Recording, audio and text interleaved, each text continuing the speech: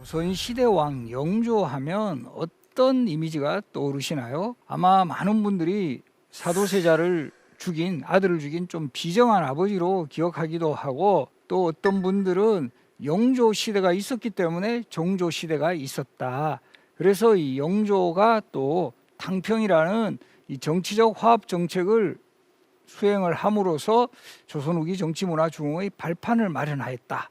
또 이런 그 시각도 있는데요. 영조는 사실은 어려운 상황 속에 그 조선의 왕위에 오르게 됩니다. 1694년에 출생을 했고 숙종 후궁이었던 숙빈 최씨의 아들로 태어났고, 숙종에게서 적자의 자식이 없었던 관계로 숙종 후계자로는 장희빈의 아들인 경종이 왕위에 올랐지만 4년 만에 경종이 승하함으로써 당시 경종의 동생이었던 영조에게도 기회가 왔고, 마침내 1724년 왕위에 오르게 됩니다. 그리고 이 영조는 우리에게 좀 더 친근할 수 있는 게 당시 모습 그대로의 얼굴의 초상화가 아직도 남아 있습니다. 바로 지금 화면에 제시되고 있는 초상화인데요. 영조가 51세 때 그린 초상화고요. 왕이 되기 전에, 즉 왕세제 때 21살 때 연인군 시절의 초상화까지 남아 있어요.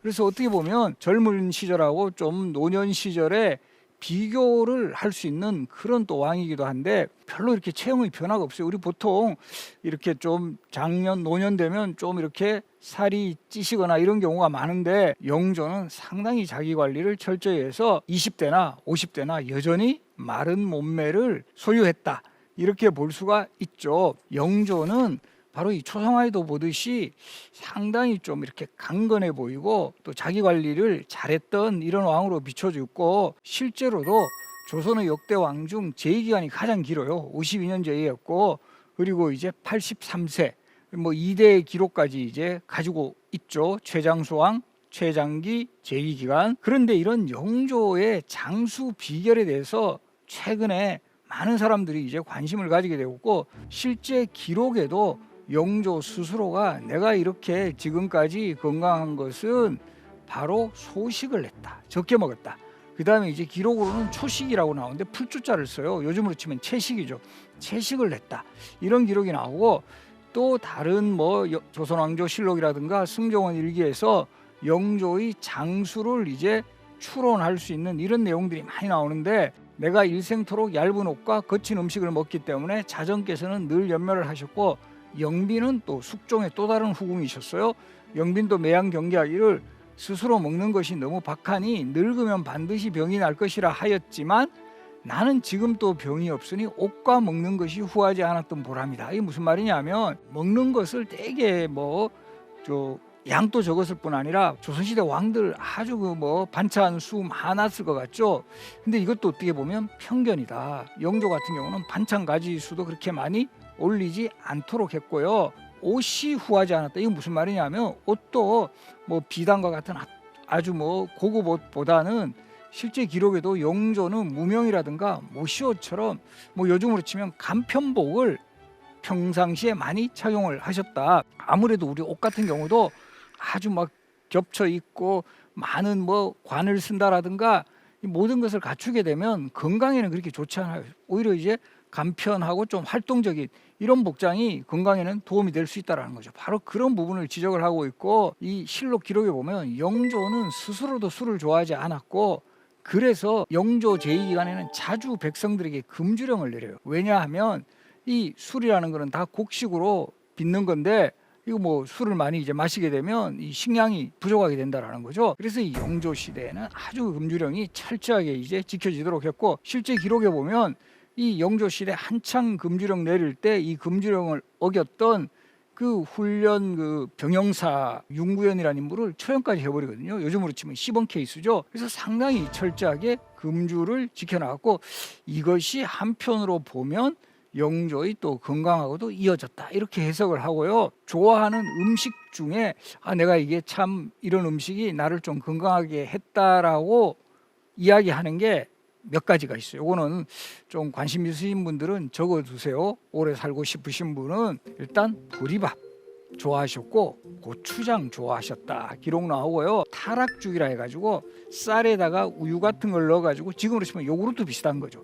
타락죽 좋아하셨다 이렇게 기록에 나오고, 또 경옥고라 해서 인삼하고 꿀하고 이렇게 버무려 가지고 동그랗게 만든, 우리 지금 또 약국에서도 판매를 하고 있는 것으로 알고 있는데, 이런 것들이 내가 되게 좋아하고 실제 영조의 건강과도 밀접한 관련이 있다. 건강 좀 유지하실 분들은 제가 이 보리밥에 고추장 넣어서 한번, 그리고 또 후식으로 요구르트 드시면 좋지 않을까 이런 생각을 하고요. 그리고 또 하나, 이제 영조는 건강검진도 그렇게 열심히 받았어요. 조선시대판 종합병원에 해당하는 내의원에서 승종원 일기 기록을 보면 영조가 이 내의원을 들른 기록이 다 나오는데, 통계를 내보니까 한 달에 한 11번 정도, 우리 지금으로 치면 한 3일에 한 번꼴로 계속 건강 체크하고 혈압도 재보고 피도 뽑아보시고 이렇게 하셨다라는 거죠. 이런 이 건강을 아주 자주 관리했던 것도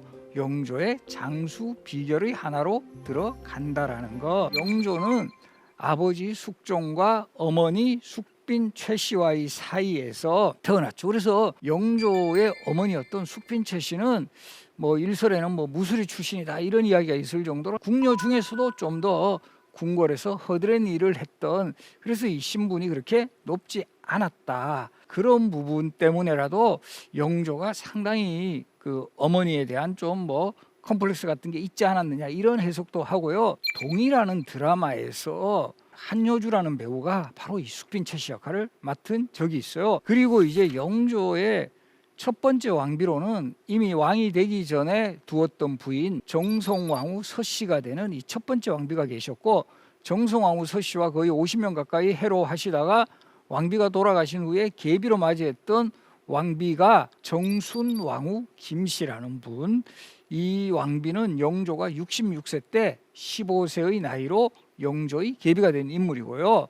그리고 그 이외에 정빈이 씨라든가 영빈이 씨와 같은 이런 후궁들이 몇 분 계셨고, 바로 그 중에서 영빈이 씨와의 사이에서 낳은 아들 적장자가 사도세자였다라는 거죠. 그리고 이 영조는 사도세자 이외에도 하완옹주, 화순옹주, 화평옹주, 화엽옹주 등 딸이 되게 많았어요. 옹주가 왕비나 계비 소생의 딸들을 우리가 공주라고 하고요, 후궁 소생의 딸들을 옹주라고 하는데, 영조에게 옹주가 많았다는 건 영조의 후궁 사이에서 태어난 딸들이라는 거죠. 그리고 정말 영조가 아들 사도세자는 상당히 좀 미워했잖아요. 그래서 이 되게 엄하고 이런 느낌 들 것 같은데, 여러 자료들을 보면 영조는 또 딸들한테는 또 엄청나게 잘하는, 요즘으로 치면 딸바보 아버지와 같은 또 이런 모습을 보인 그런 또 인물이기도 했습니다.